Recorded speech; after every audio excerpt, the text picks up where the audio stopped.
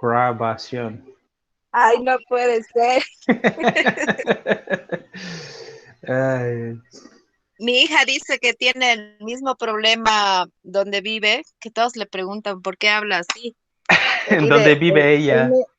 ella vive en Medellín y Ay, pronuncian la R, perro, rama, ¿no? Y Medellín, ella habla igual que Bolivia. Medellín, Bolivia o Medellín, en Colombia. Colombia, Colombia, en sí. Colombia.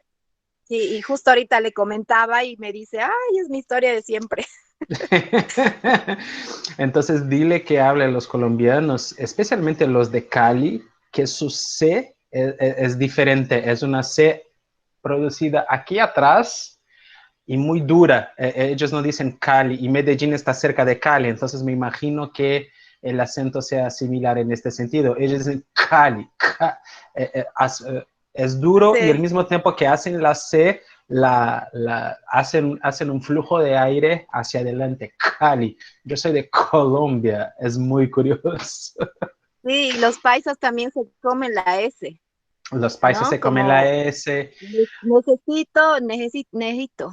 nejito, Entonces sí. le estaba diciendo ahorita, hija, me ha pasado esto en la clase, y me dice, ay, mami, es mi historia de todos los días, y no pueden los colombianos pronunciar la R, la R, no saben. Esto me encanta. Pero, Y los pero costeños Leo, comen la S y comen algunas vocales, ¿no? Algunas consonantes. Entonces, soy costeño, soy de Colombia. Es muy curioso. Me Pero encanta. aquí varios de mis compañeros también hablan con R, no soy la única, ¿no ve, Miguelito? No, claro que no. No está Miguel. pero No aparece. Leo, Manu, tú no sí, hablas en R. realidad, no, yo Ah, El hablo mano, como así, pero Leo, en realidad la R más de la zona andina boliviana es S, es de. Sí, ¿Cómo? es de. ¿no? O sea, Que es zico, qué zico, que es zico, y mira. sí, es así, que es zico, no sé, Por Dios. zojas. Ajá.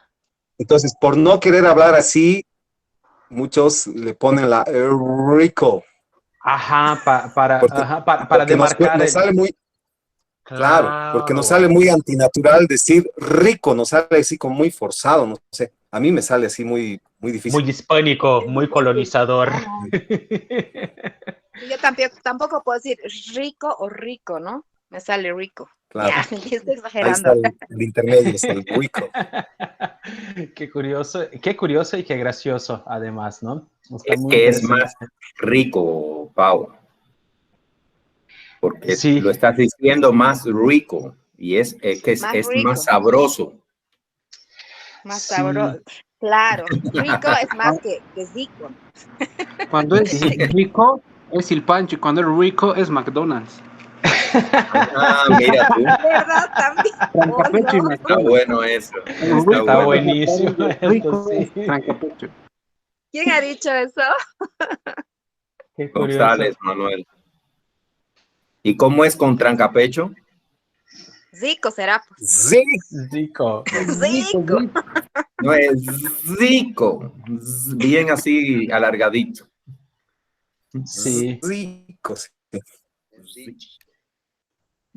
Mi estancia en México también fue Bueno, descubrir cosas así de lingüísticas curiosísimas, ¿no? Porque, bueno, ustedes saben que en México hay también un montón de acentos, ¿no?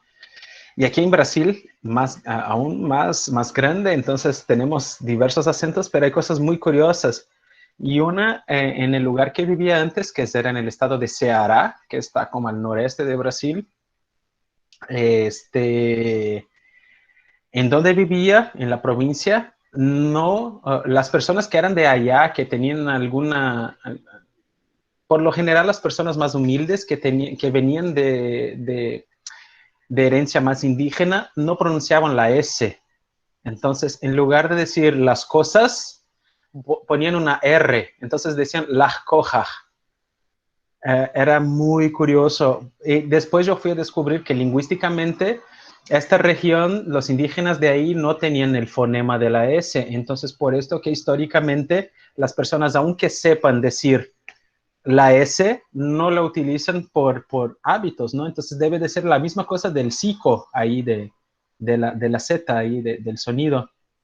La posta, la posta. Ah, como Daniel, ¿te refieres a como de río? Como de río, que dicen porta, porta, o como... En Sao Paulo dice porta, ¿no? Con la R, porta.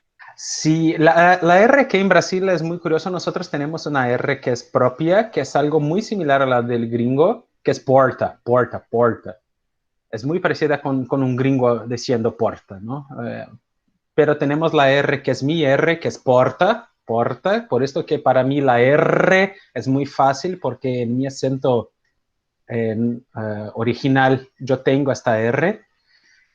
Pero muchos brasileños tienen mucha dificultad porque de verdad es un sonido muy complejo. Y está la R de río, que hacen la R aquí atrás, porta, porta. Es una R casi aspirada. Esto viene del francés, porque los de río en su momento querían ser como muy doctos, muy europeos, ¿no? Entonces, su acento fue una cosa que buscó una cosa más francesa. Entonces, hablan algunos sonidos que es muy similar al francés que yo no puedo hacerlos. Entonces, por ejemplo, los de Río tienen una cierta facilidad de aprender el francés por los sonidos. Yo tengo una facilidad para el español porque mi región está muy cerca de Uruguay y de Argentina. Entonces, ahí compartimos. En algún momento fuimos un país junto con Uruguay. Entonces, ahí se quedaron estas herencias en el idioma. Está muy curioso. Me encanta estas cosas de idiomas. No soy estudioso, no soy experto, pero me encanta ver estas diferencias. Bueno, seguimos. En nuestro intervalito del café, ¿surgió alguna cosa que querían comentar? ¿Surgió algún detalle que les vino a la mente? ¿No? Entonces, seguimos. Bueno, vimos, ¿no? Estábamos hablando de los instrumentos que van a hacer una medición. Y ahí nuevamente voy a hacer hincapié. La medición y los instrumentos no es el proceso completo de la evaluación. Hay dos etapas más, una que es el juicio y otra que es el uso de los resultados. El juicio nada más es que hacer sentido de estos datos recabados en la medición, en las evidencias vistas en estas mediciones. Es contraponer lo que fue medido con por ejemplo, si estamos trabajando en un currículo por competencias, pues ahí están descritas las competencias. Entonces, contraponer lo que fue medido en los instrumentos con las competencias que se están trabajando, ¿no? O si estás con rúbricas, o si estás con objetivos, o si estás con contenidos. Es este momento de hacer el cruce de lo que se evidenció en la medición y lo que se está planteando para este periodo académico, ¿no? Este juicio puede ser hecho, puede ser realizado, como estamos hablando, en tres sentidos. Perdón. La heteroevaluación, que es de un lugar hacia el otro, de un lugar para el diferente. Este lugar en nuestra cultura escolar, y ahí voy solo a hacer un comentario. Cuando me refiero a lo escolar, no estoy abordando, no estoy trayendo la escuela básica, la primaria, la secundaria. Estoy hablando de la cultura escolar que involucra todo este pensamiento institucionalizado, escolarizado, que involucra conservatorios, que involucra universidades, facultades y por ahí va. También habría una manera, un modo que es del alumno hacia el estudiante, pero esto por lo general casi no lo utilizamos, ¿no? Aunque sea una cosa válida, y de hecho les voy a pedir al final de nuestro módulo que me hagan ustedes una evaluación, ¿no? Pero esto no tiene nada que ver con calificación ni nada, solo para que yo mejore este tipo de curso, ¿no? Bueno, la coevaluación es de personas que están en un mismo nivel de sus pares, ¿no? Entonces, los estudiantes, o si fuera el caso, los maestros entre sí mismos, pero si estamos hablando de evaluación del aprendizaje, entonces los estudiantes evalúan a sus compañeros, ¿no? Hacen el juicio de estos datos, ¿no? La primera vez que me acuerdo que pasó algo así, yo estaba en la facultad y estaba tomando la materia de técnica vocal y una de las tareas que yo tenía que hacer para la calificación era ir a los masterclasses que los que tomaban la carrera de canto hacían, ¿no? Cada semana. La iglesia de Santa Cecilia me está diciendo que son las 5 para las 6 aquí en mi región. Si les estorba la campana, me avisan, porque no sé si llega mucho al micrófono. Pero bueno. Preparamos para la misa. Sí, perdón, Grover, no te escuché. Nos preparamos para la misa, pero quería hacerte Por también favor. una pregunta, Leito. Esto de la heteroevaluación, resulta que en la institución donde yo trabajo, constantemente los estudiantes nos evalúan.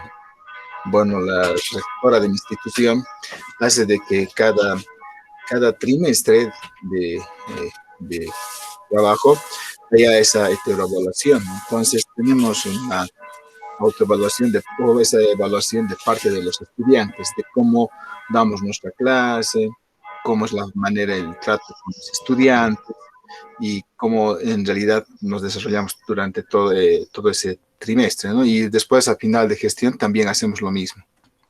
Wow, es un poco también complicado, qué ¿no? genial porque esto que hacen ahí, que están haciendo en tu institución. no siempre caemos bien a todos los estudiantes, como cualquier... Claro. No siempre, a veces caemos un poco pesados a otros y las cosas son por ahí, pero por ahí van esas evaluaciones.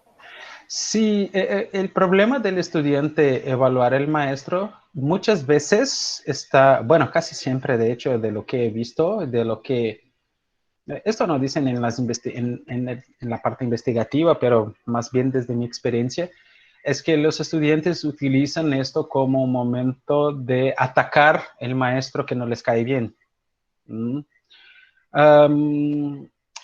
Ahí cabe un proceso de concientización por parte de la institución de qué significa hacer esta evaluación del maestro, ¿no? Que no es un momento, ay, el maestro me cae mal, el maestro me puso una mala calificación.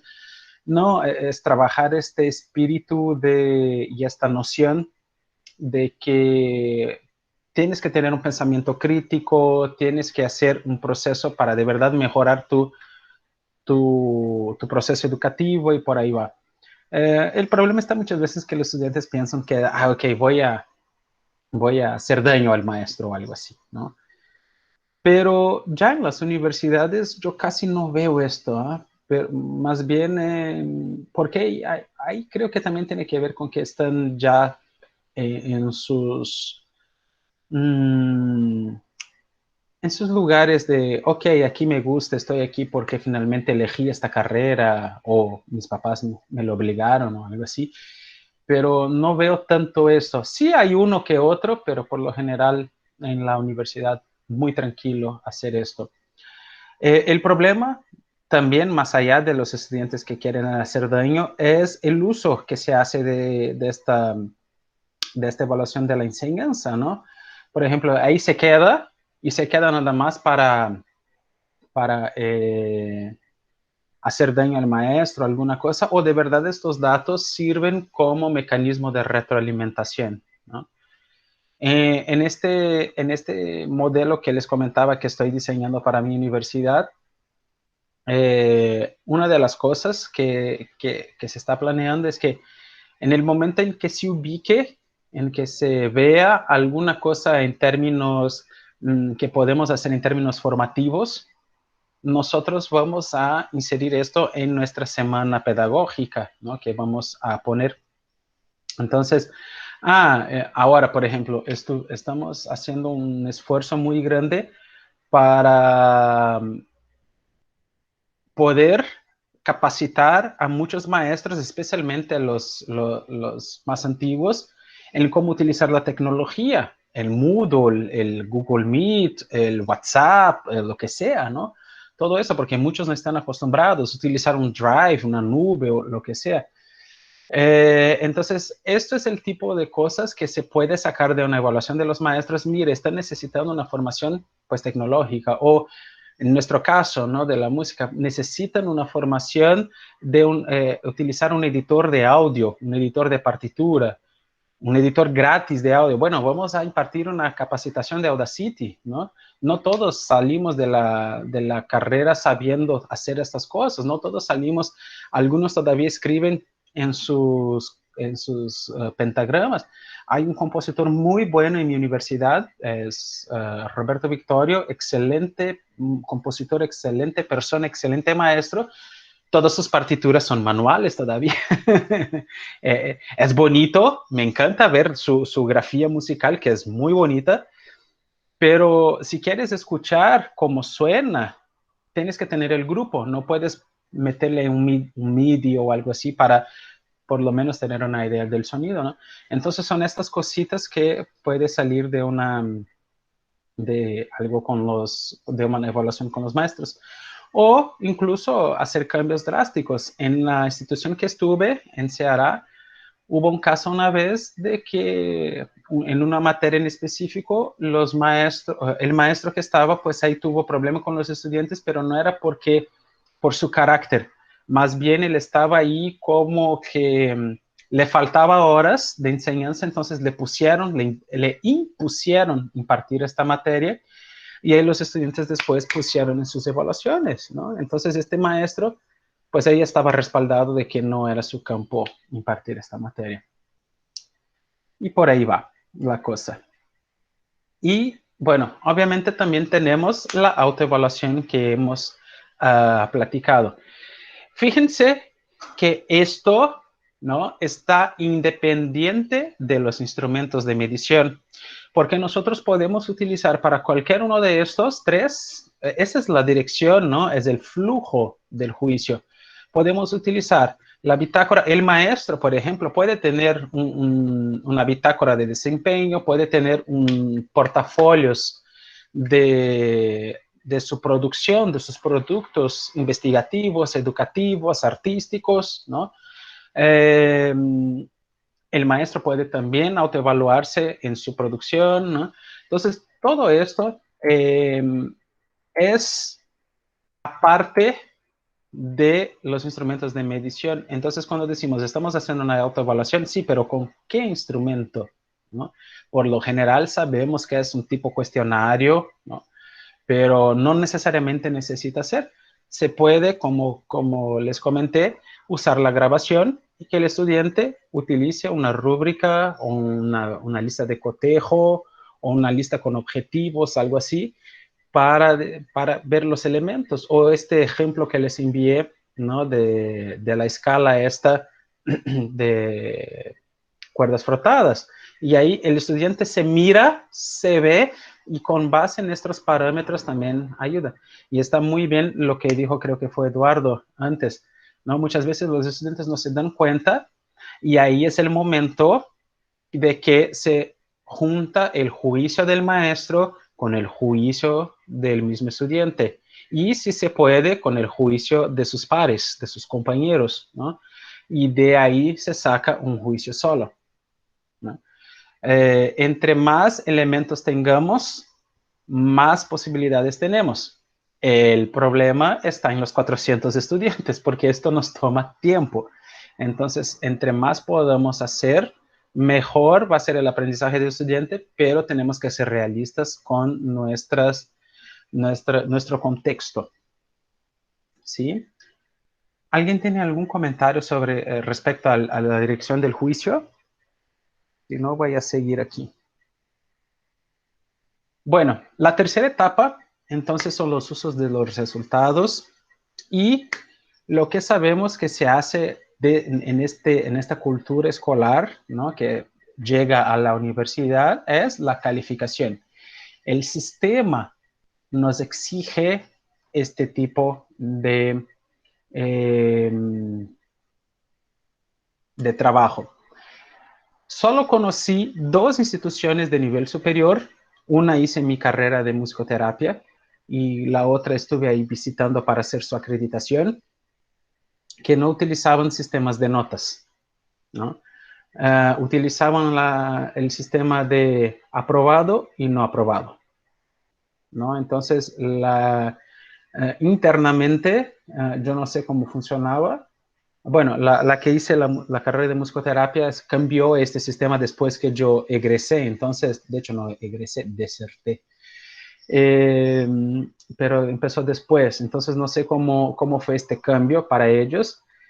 Lo que sí sé es que muchos maestros, por tener esta cultura, estar muy enculturados en esta parte de la cultura escolar, de la cultura de la evaluación, ponían como metas de notas, ¿no? Entonces, si sacas entre 7 y 10 en una escala de 10, pues estás aprobado. Menos que 7, pues estás reprobado. Muchas veces hacían estas transposiciones, ¿no?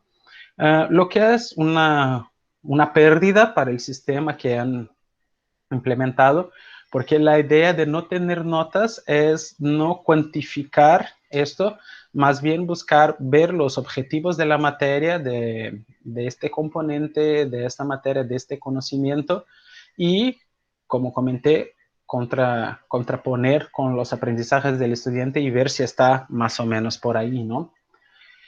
Entonces tenemos esta cosa de la calificación, ¿no? Que tiene que ver con rendir cuentas y también tiene que tener con cierto control. Aquí no voy a entrar en esta parte del control que ya hemos platicado en la primera sesión, pero es esta cosa de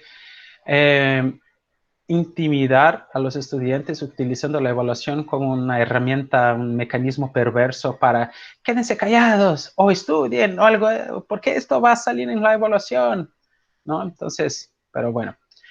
También se puede en las evaluaciones externas crear algunos indicadores, algunos índices, ¿no? Y lo que he platicado mucho aquí, que para mí el mejor mecanismo que sale mucho de esta parte formal del sistema educativo es la retroalimentación, ¿no? Muchas veces también algunos mecanismos de retroalimentación que son muy sencillos pueden ser empleados. Por ejemplo, como les comenté, en algún momento yo no estoy en contra de las pruebas, ¿no? De hecho, yo creo que los exámenes y los tests son excelentes para que el alumno pueda, pues, confrontarse en un momento de estrés y algo así, porque la vida está llena de estos momentos, ¿no? La cuestión es cómo utilizamos estos resultados y cómo basamos la construcción de esta evaluación, si es solo en estas pruebas o si en otros elementos más, ¿no? Si es solo en las pruebas, para mí, como investigador y como docente, como educador musical, está un poquito equivocado, porque ahí hay alumnos que tienen diferentes maneras de trabajar, ahí no estás tratando de individualizar lo máximo que puedas, ¿no? Yo, por ejemplo, funciono muy bien bajo estrés. Por lo general no tengo ningún problema. Pero hay gentes que pasan mal, que el estómago les duele, tienen dolor de cabeza o se ponen muy ansiosos o lo que sea, ¿no? Y todos tienen que ser como yo, que soy muy tranquilo cuando tengo que hacer alguna evaluación. No, somos diferentes. Entonces también es parte de aceptar las diferencias y las individualidades de cada quien. Pero en una prueba, a lo que quería llegar es que en una prueba, mismo que sea bajo estrés y mismo que utilicemos esta prueba, podemos utilizar el instrumento prueba también para hacer retroalimentación. Una de las maneras más sencillas y que poco he visto maestros haciendo, en música aún menos, es agarrar la prueba, regresarlas a los estudiantes y revisar las cuestiones con los estudiantes, ¿no? porque este es un momento de aprendizaje muy importante. O agarrar, hacer un concierto, que sería la prueba práctica, por así decir, y revisar el video con el estudiante, apuntando las cosas, ¿no? Más o menos en la misma línea que Elisabetta comentó, que Eduardo comentó, ¿no? Este momento de revisión del momento del instrumento de medición con el estudiante es lo que da sentido a estos instrumentos, porque es un momento de retroalimentación. Muchas veces el alumno con este error va a darse cuenta de, ay, sí es cierto, sí, yo podía. Sí, ok, ahora aprendí. Hay un momento de enlightenment, de, no sé, de angelitos que caen sobre su cabeza cantando en quinta justa, aguda, y ahí se da todo el conocimiento. Puede ser en este momento de la revisión de una prueba o de un concierto, ¿no? Entonces, esta es una manera de agarrar un instrumento que muchas veces es mal visto porque se utiliza muchas veces como mecanismo de control y utilizarlo de forma positiva.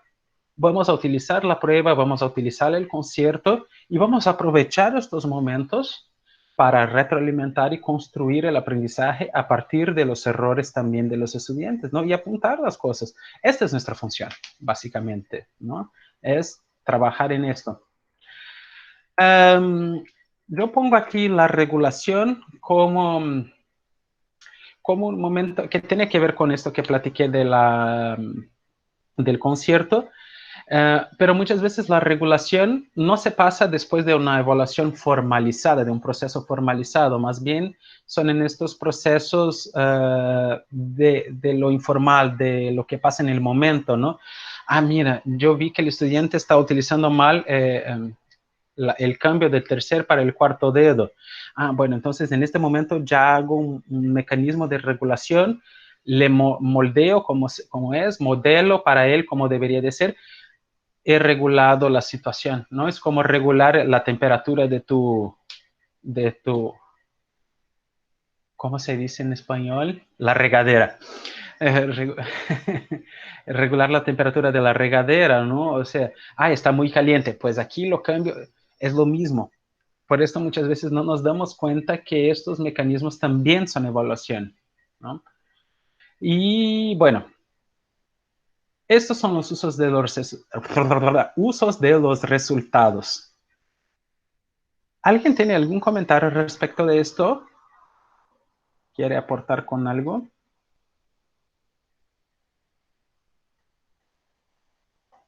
No. Entonces voy siguiendo para... Aquí voy a regresar a nuestro documento de Word que tiene los apuntes.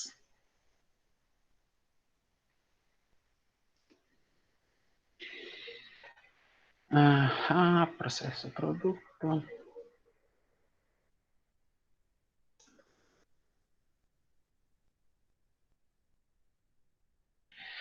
Esos tres momentos, todo este proceso de evaluación, ¿no? De hecho, si quieren, después pueden regresar en el video de la primera sesión, ¿no? Pero todo este proceso de la evaluación podemos hacer en tres momentos, ¿no? Al inicio del periodo académico, durante todo el periodo académico y recopilando las evidencias y guardándolas para hacer un momento al final, ¿no? Estos son los tres momentos más tradicionales que la literatura de evaluación va a traer, pero también hay otros, como les comenté, hay la prognóstica, ¿no? Hay la evaluación, se me olvidó el nombre de la evaluación de la Hoffman, no es real, transformadora, que también es un momento vinculado a cómo se va a utilizar. Pero quiero detenerme en estas tres que son las más tradicionales y las más básicas, que es muy interesante, ¿no? Yo hasta les comenté el paralelo, la metáfora, ¿no? De un diagnóstico de salud, un diagnóstico cuando vas al médico. Tenemos lo mismo en la educación, ¿no? Lo que pasa es que muchas veces agarramos el currículum, agarramos el plan de estudios de nuestra institución que nos dan y no vemos qué saben nuestros estudiantes. Aunque sean estudiantes ya del final de la carrera, que están ahí por titularse y todo esto, y pero no los conocemos. Entonces, ¿cómo voy a empezar algo del cero sin saber qué saben ellos? Entonces, hay que hacer un trabajo de diagnóstico. Esta es una función del maestro que poco es utilizada y aún menos en música, ¿no? En instrumentos, yo veo que es algo más tranquilo, porque son clases por lo general individual, en lo que se vayan tocando las piezas, el maestro verifica las deficiencias, lo que se necesita trabajar y todo esto, ¿no? Pero en materias que son más grupales en música, no veo que esto pase. Bueno, el estudiante se inscribió en armonía, por ejemplo, pero cuando llega en armonía no sabe calcular muy bien qué es una tercera mayor, una tercera menor, no sabe montar acordes, tríadas y tétradas. Entonces, y el maestro no toma el tiempo para hacer el diagnóstico y no toma el tiempo para revisar estos contenidos con su estudiante.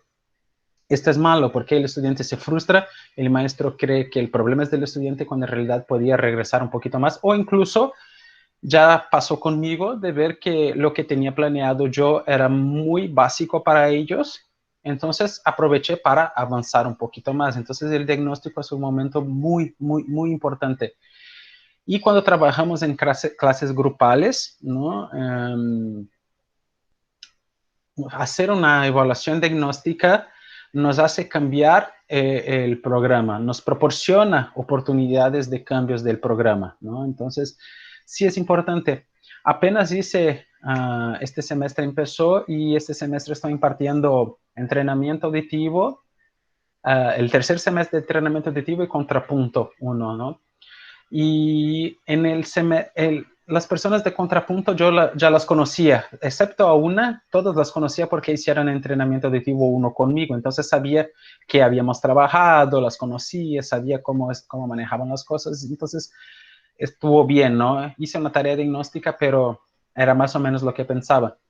En entrenamiento 3, yo tuve ahí mucha gente que ingresó que yo no conocía, que vinieron de otros maestros, que se quedaron ahí atorados en el currículum, y ahí fueron conmigo como a la mitad de la clase. Entonces yo hice un plan de estudios para el semestre y ya después hice la tarea diagnóstica, ¿no? Con esa tarea diagnóstica yo vi que mi plan de estudios pues estaba muy avanzado para ellos.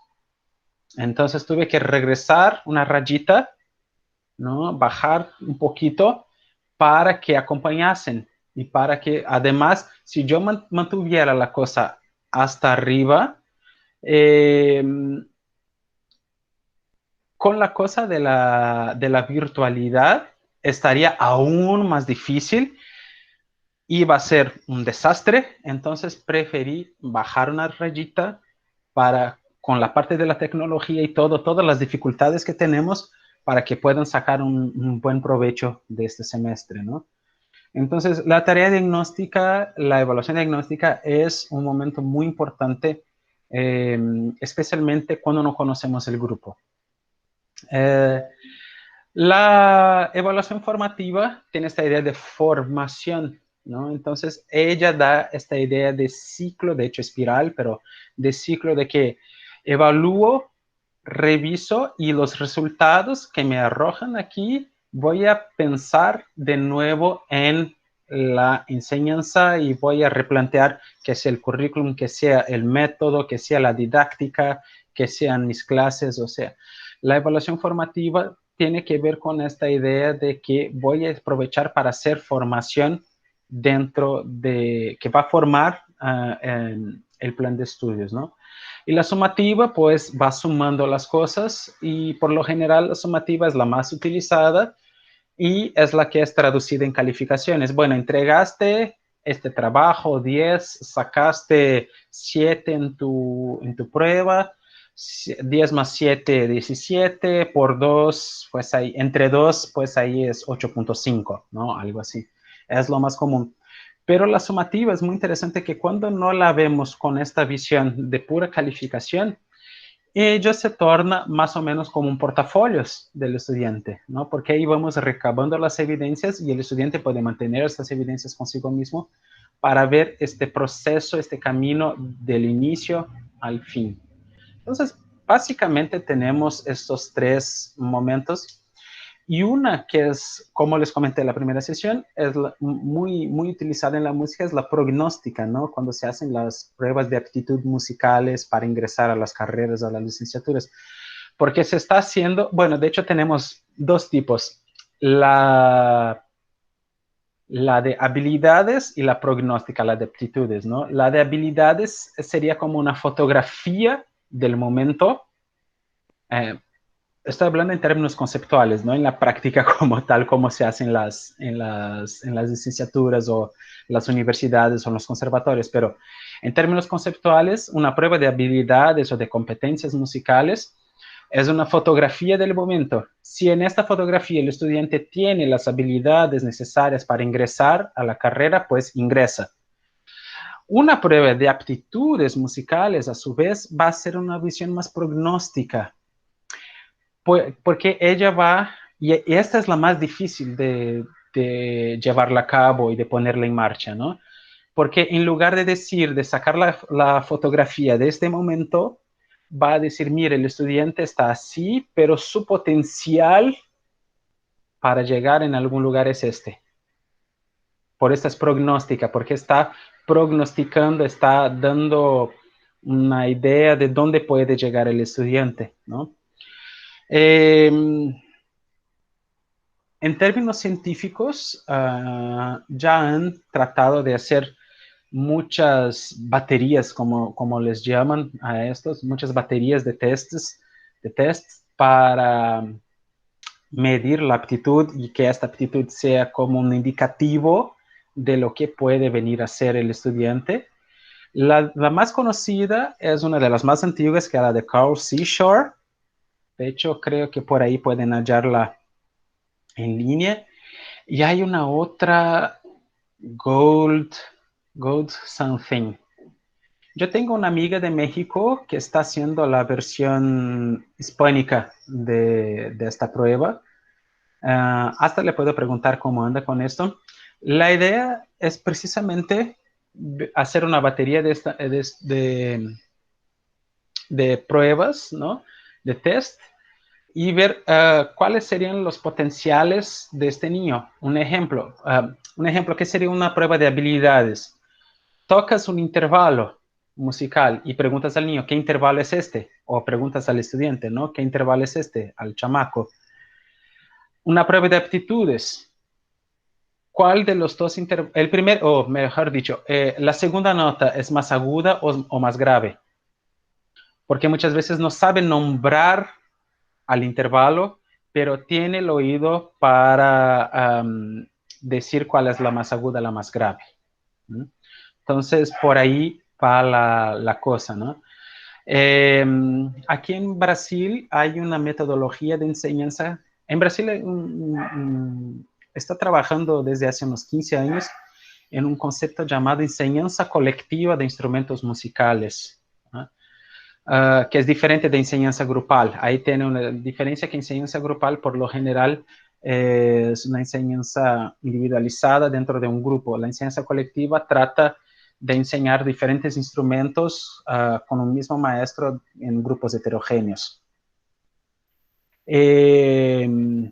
Hay de cuerdas frotadas, hay de bandas marciales, marching bands, hay de guitarra, hay de teclados, hay de percusión, que todo se aprende en el mismo momento, todos los instrumentos, ¿no? Una de las cosas que es muy interesante, especialmente en los grupos heterogéneos, marching bands y orquestas de cuerdas frotadas, es que se les ofrece a los estudiantes, ya sean de cualquier edad, se les ofrece, por ejemplo, la primera clase es dejar todos los instrumentos ahí para que los estudiantes puedan manipularlos libremente, ¿no? Y ya el maestro, pues ya tiene ahí una formación, ya tiene su práctica, etcétera, está nada más observando y visualizando los potenciales. Entonces, bueno, soy flautista, soy instrumentista de aliento, ¿no? Alguien que, por ejemplo, la primera manipulación consigue sacar sonido de la flauta, pues ya es algo potencial, porque la embocadura de la flauta es muy compleja.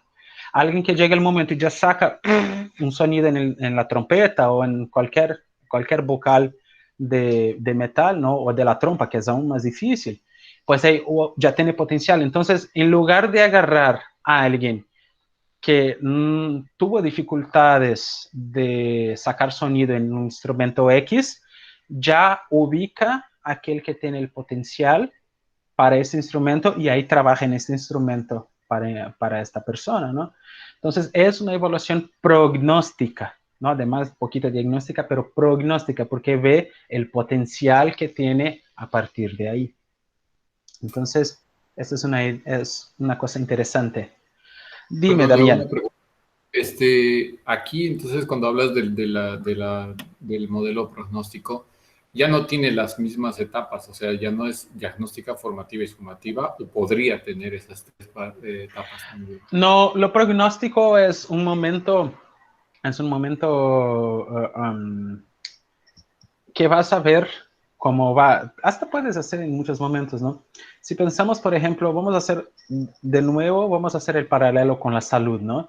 Recibes un diagnóstico, por ejemplo, de la salud. Bueno, después del diagnóstico, ¿cuál es el pronóstico? Entonces te dicen, mira, si haces esto, pues la evolución del caso es esta, ¿no? Si no haces, pues es esta, ¿no? Yo, por ejemplo, tengo una cosa llamada, una enfermedad autoinmune llamada enfermedad celíaca. Es una enfermedad genética, bla, bla, bla, whiskasache, que es activada por la ingesta de gluten. Yo no puedo comer gluten, ¿no? Entonces, en el momento que tuve el diagnóstico, me dijeron, mira, si no comes gluten por toda tu vida, tu pronóstico de vida va a ser igual a de todos los otros, todas las personas que no tienen la misma enfermedad, ¿no? No tiene medicina, no tiene vacuna, no tiene nada. El único tratamiento para mi caso es no comer gluten de por vida. Ahora, si comes gluten, tu pronóstico va a ser quizá algunas alergias alimentares, quizá otras enfermedades autoinmunes y puede llegar a cáncer y a linfomas, ¿no? Entonces, esto ahí es un pronóstico del tipo, no quieres hacerlo, no quiero llegar ahí, entonces hago lo que tengo que hacer. Es más o menos esta misma idea para la música. Mira, ahí llegas al niño, ¿no? En este ejemplo de la banda marcial, del marching band. Mira, yo vi que tuviste potencial en la flauta, por tu embocadura funcionó muy bien. No, pero yo quiero el saxofón. Ok, mira, yo vi que en el saxofón quizá no fue la mejor. Sí puedes aprender, pero a lo mejor te vas a tardar mucho, bla, bla, bla, bla, bla, bla. Pero en la flauta ya tuviste.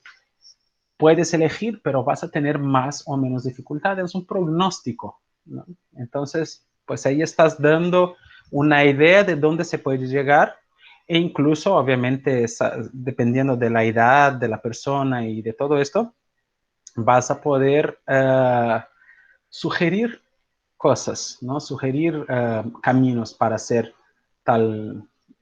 su aprendizaje o algo así. Entonces no hay necesidad de hacer todos estos momentos, no, es algo aparte, es algo por lo general hecha al inicio, pero es algo aparte, no entra en estas tres. Ya, gracias. De nada. ¿Alguna pregunta? ¿Algún comentario? Bueno, para terminar un poquito sobre la validez y la fidedignidad, ya hablamos un poquito, ¿no? Quiero hablar un poco esta cuestión del proceso, producto y objetividad y subjetividad. Sobre el proceso y el producto, ya hemos platicado un poco.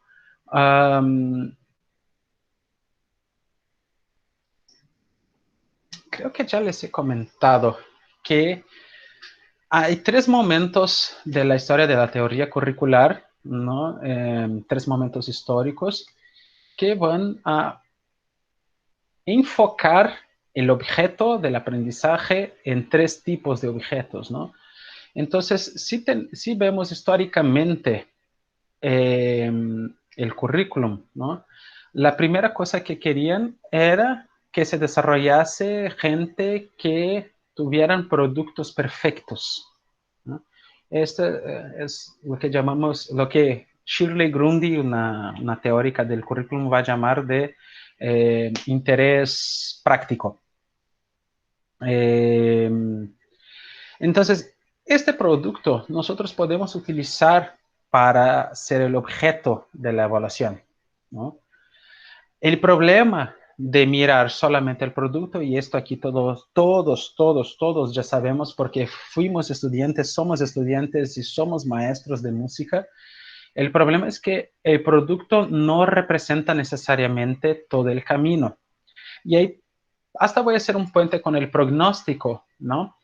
Si agarramos 2 estudiantes de la licenciatura, por ejemplo, de la licenciatura en piano, y ponemos una pieza de confronto, una pieza de concurso, de oposición, que toquen la misma pieza, pero el chico 1, pues tiene 5 años de carrera de piano y el chico 2 tiene 1 año de carrera de piano.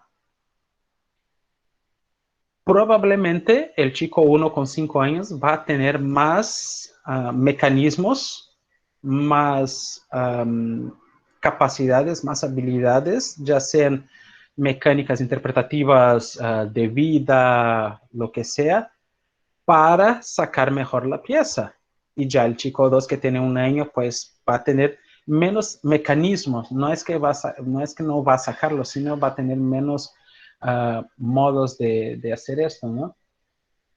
Pero el chico 1, vamos a poner ahí en una reglita, solo para poder imaginar que el chico 1 salió de... Su inicio es que consigue tocar el 70% de la pieza muy bien. Y el chico 2, pues consigue tocar el 20%, ¿no? El chico 1 llegó al 100, al fin del semestre, estoy evaluando el producto, tocó la pieza como debería de tocar, perfecto, muy bien. El chico 2, pues ahí tocó el 90%, se equivocó en algunas cosas, algunos fraseos, pues ahí estuvo mal, pero en lo general llegamos en 90, ¿no? El camino recorrido por el chico 2 es mucho más grande que el camino recorrido por el chico 1. Entonces podemos decir que el chico 1 prognósticamente tiene menos, no es habilidades, a lo mejor se esforzó menos porque sabía que era muy fácil para él, entre comillas, entonces no ha desarrollado tanto, su proceso no ha sido tan, su proceso de desarrollo, el desarrollo de su proceso no ha sido tan grande. Entonces, si voy a hacer un continuum de esto, el siguiente periodo académico, el chico 2 va a pasar, si sigue esta misma lógica, el chico 2 pasa al chico 1 tranquilamente. Entonces, en este debate, mucha gente defiende, mira, hay que evaluar el proceso, hay que evaluar el producto. Yo digo, ¿por qué que hay que pelearse? ¿Por qué tienes que evaluar el proceso o el producto? ¿Y por qué no evaluar ¿no? Evaluar el proceso y el producto. Obviamente, cuando evaluamos el proceso, ahí vemos, en estos casos, como comentó Paula, de niños con discapacidad, del niño que no tenía uno de los dedos y cosas así, el camino que tuvo que hacer, los cambios que tuvo que hacer en la mano para agarrar el cello, pues a lo mejor fueron toda una conquista, ¿no? Y el producto final también se puede evaluar y se debe evaluar e indicar la cosa. La cuestión que siempre voy a regresar es qué hacemos con estos resultados que les presentamos a los niños. Es decir, ¿estás mal, estás bien? No. Cuando evaluamos el producto, pues ahí vamos a regresar y decirles, mira, podemos trabajar en esto, presentarles el video para que se autoevalúen. Siempre es el uso que hacemos, no necesariamente el proceso o el producto, es los dos, ¿ok?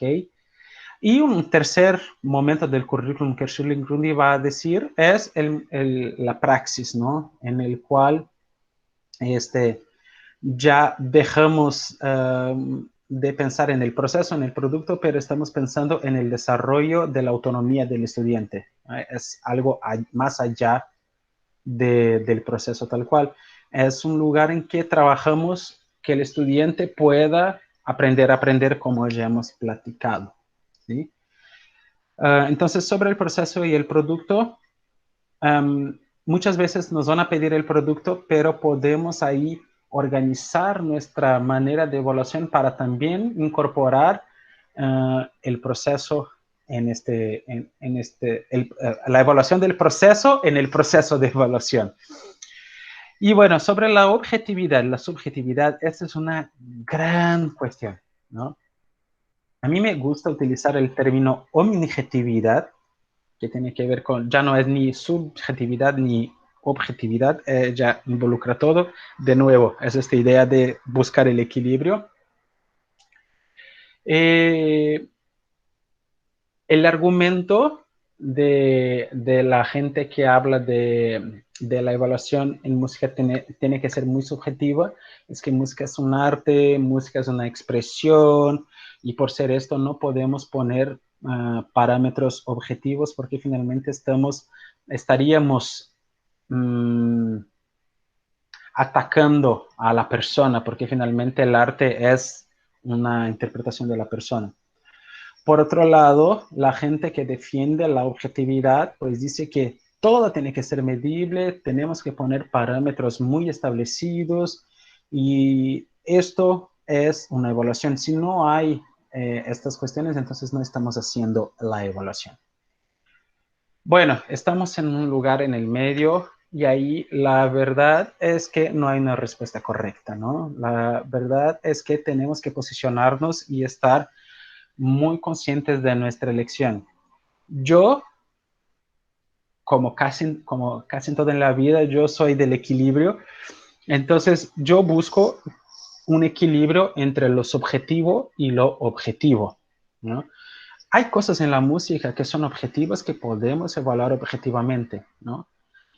Si estamos en el ámbito del performance, podemos evaluar la técnica, podemos evaluar el fraseo, podemos evaluar la afinación, podemos evaluar la digitación. Esto es muy medible, esto es muy objetivo, esto sí podemos hacer. Ahora, entran las cosas subjetivas. Bueno, voy a usar el término que es muy complejo en sí solo, que es musicalidad, ¿no? ¿Cómo evaluar la musicalidad? Porque tiene que ver con lo que entiendo yo por musicalidad, con lo que la persona que está tocando entiende por musicalidad, y por ahí va, ¿no? Pero sí se puede evaluar de una manera subjetiva. La cuestión ahí es que tenemos que buscar, voy a usar la palabra reactivos. ¿Esta palabra hay en Bolivia? ¿Reactivos de pruebas? No. ¿Reactivos de exámenes? Ok. ¿Puedo usar? Sí hay. Gracias. Es que esto es todo un lío, que en España no se usa reactivos, y bueno, y ahí me metí en un lío con un hispánico, que de hecho no dice que habla español, que habla catalán, que habla castellano, pero ahí son otras cuestiones lingüísticas.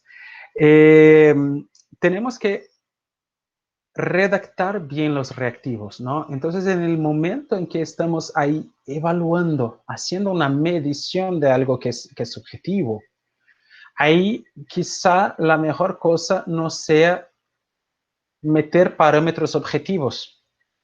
Mejor dejar campo abierto. En lugar de poner una nota, de poner una escala tipo Likert en algo que es subjetivo, y esto lo intentan hacer en esta escala que les mandé el artículo, ¿no? Y en todas las otras intentan poner factores muy objetivos en cosas que son subjetivas, como es la musicalidad, la interpretación, la expresión, la expresividad, y por ahí va.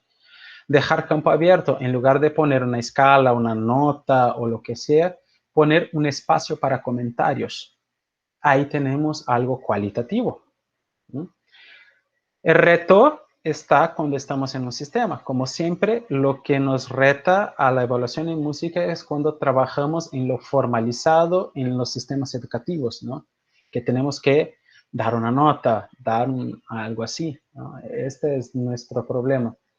Pero si pensamos en la la premisa básica, la perspectiva básica de la evaluación, que es servir para la mejora de la calidad educativa. Entonces, todos los elementos subjetivos también son tan o más importantes que los objetivos, ¿no? Bueno, tan importantes porque los dos tienen el mismo peso para mí. Y bueno, esto es lo que quería compartirles hoy. No sé si quieren comentar algo, si tienen alguna pregunta.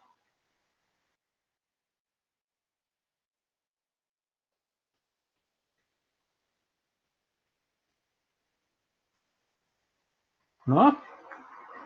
Pues, Solamente, perdón, reactivos, sí, adelante. existe la palabra reactivo en español, pero no para el término que tú estás utilizando en exámenes de música, por ejemplo. No, es que fíjate no lo que, conocemos. fíjate que en México sí se utiliza. Incluso en documentos de la OCDE también se utilizan reactivos de examen. Pero no es tan... Pero ¿a es, qué se refiere exactamente? por ejemplo, tienes una prueba, ¿sí? Y en esta prueba tienes 10 cuestiones, 10 preguntas. Cada una de estas preguntas se les dice reactivo. Entonces, el primer reactivo, el segundo reactivo, el tercer reactivo. Porque no necesariamente son preguntas, pueden ser, dibuje tus vacaciones, haz un dibujo de tus vacaciones. No es una pregunta, pero es un reactivo. Ahí también, ¿cómo fueron tus vacaciones? Es un reactivo, ¿no? Esto es lo que se utiliza en México, y la OCDE también ha utilizado esta expresión. Nosotros tampoco tenemos en portugués una palabra para esto. Decimos ítem. El ítem 1, el ítem 2, el ítem 3. Un reactivo es una pregunta a contestar, afirmación a valorar, problema a resolver, característica a cubrir o acción a realizar. Son siempre contenidos en... Ah, mira, ¿de dónde sacaste esto? Quiero mandarles a los españoles. ¿De dónde lo sacaste, Daniel?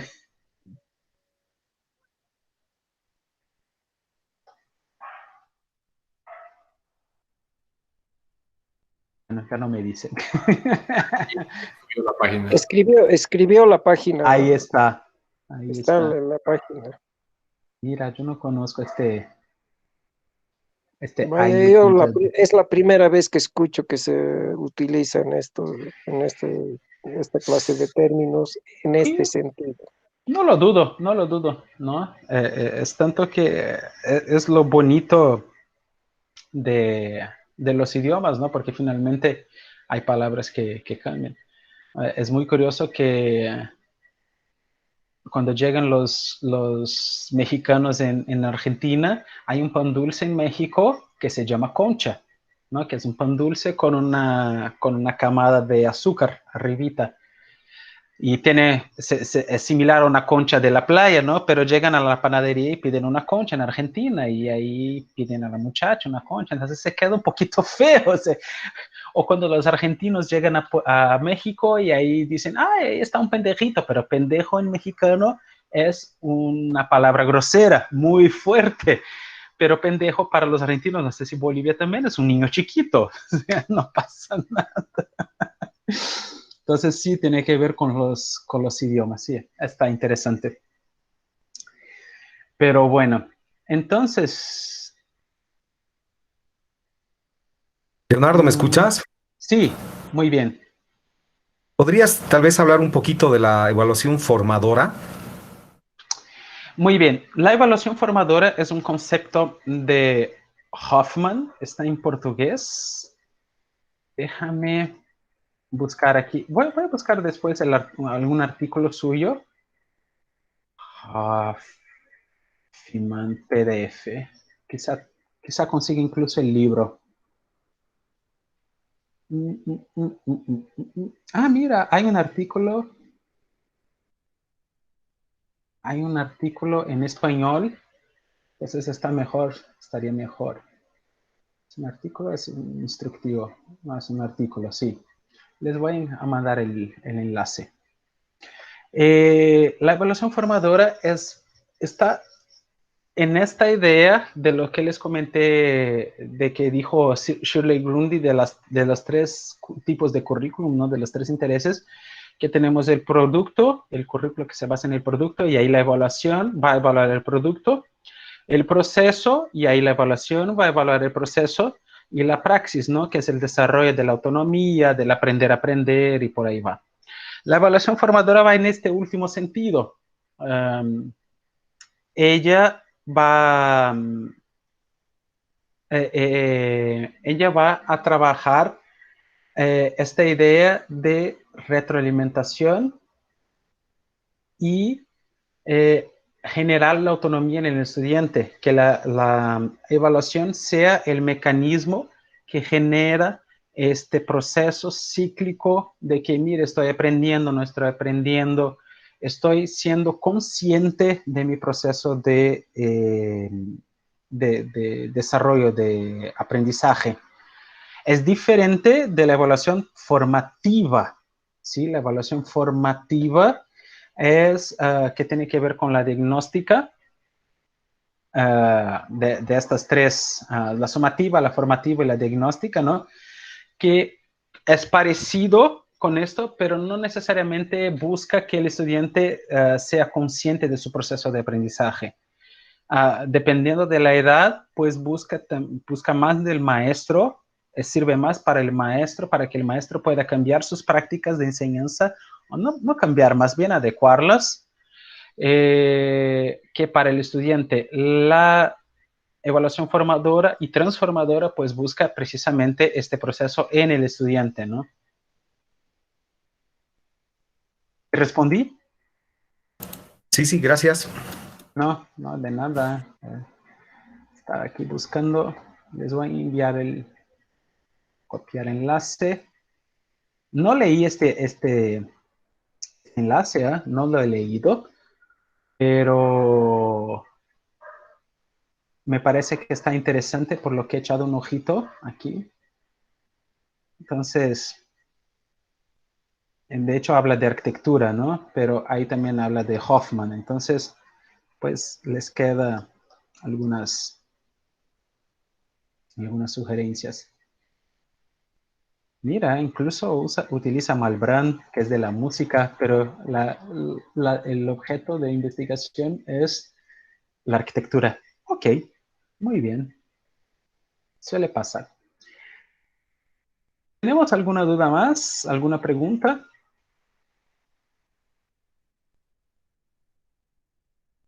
¿No? Bueno, entonces con esto vamos a encerrar el día de hoy.